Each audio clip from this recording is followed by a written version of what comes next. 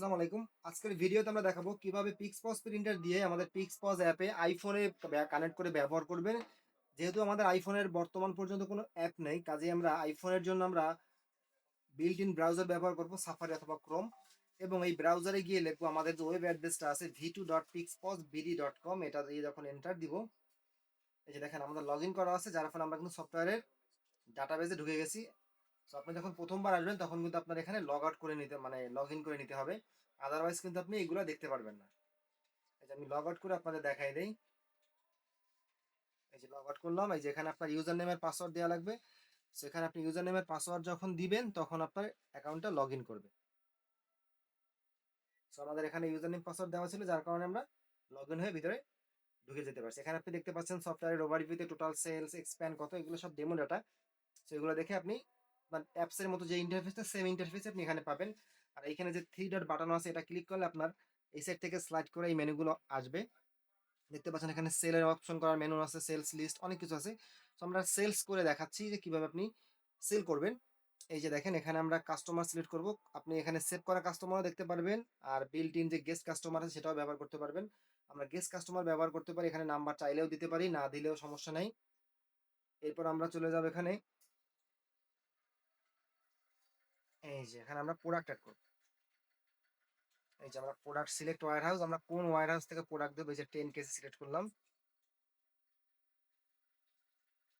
এই যে দেখতে পাচ্ছেন আমাদের ওই ওয়্যার হাউসে যে প্রোডাক্টগুলো আছে সেগুলো কিন্তু এখানে চলে আসছে।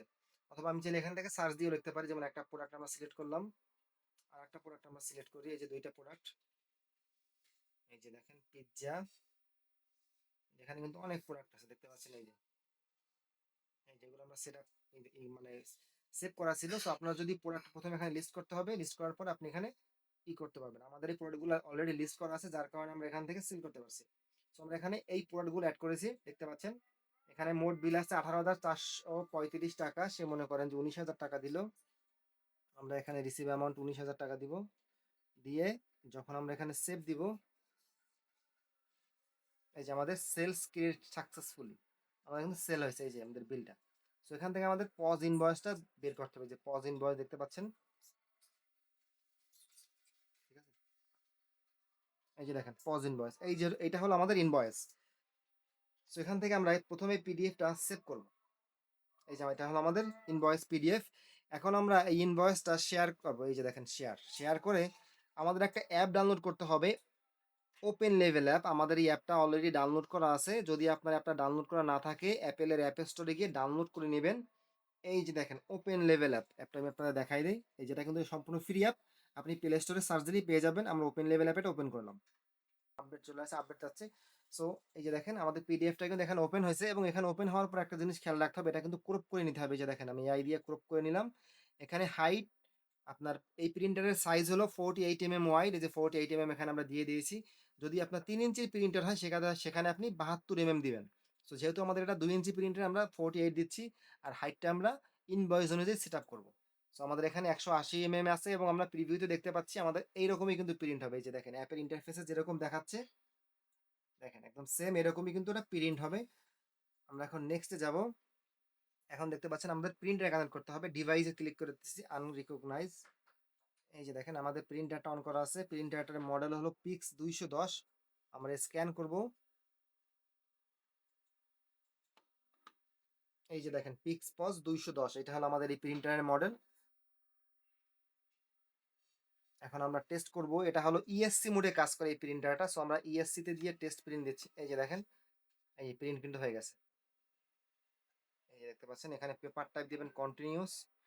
এরপরে যদি আমরা এই যে বিটি ট্রান্সমিশন, এটা আপনার আমরা স্টেবল দিব। স্টেবল দিলে প্রিন্টটা খুব ভালো আসবে।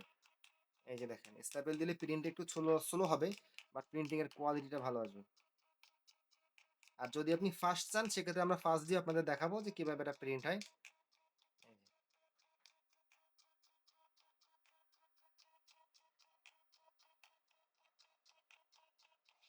এই যে, এবার আমরা একটু হাই স্পিডে দিয়ে দেখি। এই যে দেখেন প্রিন্ট, এই যে দেখতে পাচ্ছেন হাই স্পিড দিলে মোটামুটি ভালো আসে। এই যে আমরা প্রিন্ট দিচ্ছি।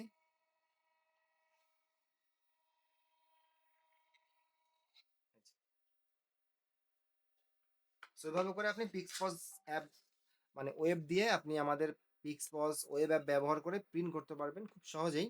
সো আমি আপনাকে ওভারঅল আবার একটু দেখাই দিয়েছি কিভাবে প্রসেসটা করবেন। আপনার ওপেন লেভেল অ্যাপটা ডাউনলোড করতে হবে অ্যাপেলের অ্যাপ স্টোর থেকে। এরপরে আমাদের পিক্স 210 প্রিন্টারটা এই অ্যাপের ভিতর থেকেই কানেক্ট করতে হবে। যেভাবে আমরা এই যে দেখেন এখানে ক্লিক করে এই যে আমরা কানেক্ট করে নিচ্ছি। আমরা কিন্তু ডিরেক্ট ফোনের ব্লুটুথে গিয়ে কানেক্ট করা হবে না। যেমন আমরা যদি এখানে ফোনের ব্লুটুথে যাই,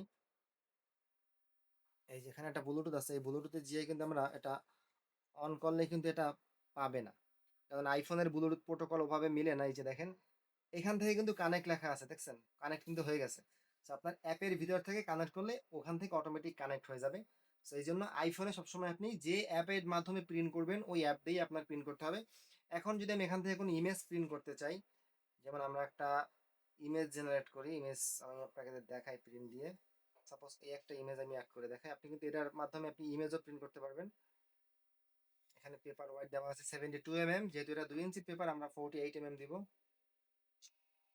এই যে দেখেন আমরা কিন্তু খুব সুন্দর একটা ছবিও প্রিন্ট দিয়ে দিয়েছি, দেখছেন? এটা দিয়ে আপনারা ছবিও প্রিন্ট করতে পারবেন।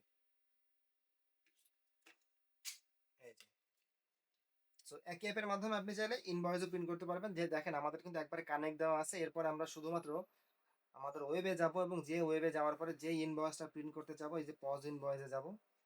এই যে দেখতে পাচ্ছেন আমাদের এই অ্যাপটা কিন্তু বাংলা ভাষা সাপোর্ট করে না, যার কারণে আমরা যখন এটা প্রিন্ট দিব তখন কিন্তু এটা এই দেখেন সেভ পিডিএফ এ দিচ্ছি। সেভ পিডিএফ এ দেওয়ার পরে এই যে দেখেন এখানে কিন্তু অলরেডি ফট ফট চিহ্ন চলে আসছে। সেটা আপনারা মেনে নিতে হবে। আমরা যদি এখন শেয়ারে যাই, শেয়ারে যাওয়ার পরে জাস্ট আমরা চলে যাব কোথায়, ওপেন লেভেল। ওপেন লেভেলে যাওয়ার পরপরই যদি আমরা নেক্সট দেই, এই যে দেখেন আমরা অটোমেটিক এআই দিয়ে ক্রপ করে নিচ্ছি। এখন আমি নেক্সটে যাব, নেক্সটে যাওয়ার পরে এই যে দেখেন প্রিন্ট দিলেই কিন্তু প্রিন্ট হয়ে যাবে। এই যে দেখেন। তো আশা করছি বুঝতে পারছেন যে কিভাবে আপনি আইফোনে ব্যবহার করবেন পিক্সপজ অ্যাপ। সো এইভাবে আপনি অ্যাপের মাধ্যমে ব্যবহার করতে পারবেন। তবে আপনি যখন অ্যান্ড্রয়েড অ্যাপ ব্যবহার করবেন তখন কিন্তু অ্যান্ড্রয়েড অ্যাপে বাংলা সাপোর্ট করবে। কম্পিউটারে যখন ব্যবহার করবেন ম্যাকেও বাংলা সাপোর্ট করবে এবং উইন্ডোজও বাংলা সাপোর্ট করবে। শুধুমাত্র আইফোনের ওয়েব ভার্সনে এই বাংলাটা সাপোর্ট করবে না।